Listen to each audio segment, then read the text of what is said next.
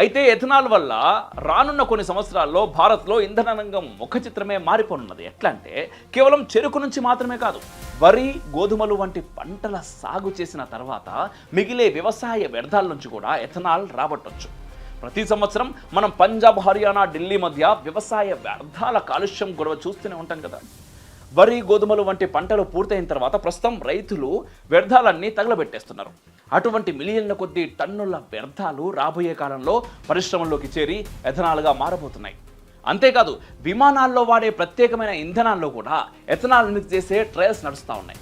ముందు ఆకాశంలో కూడా ఎథనాల్ శక్తితో ఎగిరే విమానాల్ని మనం చూడొచ్చు. అలాగే ఫైనల్గా మనం ఇంట్లో వాడే గ్యాస్కి కూడా ఎథనాల్ తోడవబోతోంది. వ్యవసాయ వ్యర్థాల్లో నుంచి గ్యాస్ రాబట్టి దాన్ని సిఎన్జికి అనుసంధానం చేశారు. మొత్తంగా పెట్రోల్, డీజిల్, గ్యాస్ ధరలు తగ్గటమే కాకుండా అంతర్జాతీయ ఆయిల్ మాఫియా కూడా మనల్ని ఏం చేయలేని పరిస్థితి రాని వస్తుంది. మనం కాస్త ఓర్పుతో ఎదురు చూస్తే చాలు. సో ఈ మొత్తం విన్నాక మీకేమనిపిస్తా ఉన్నది?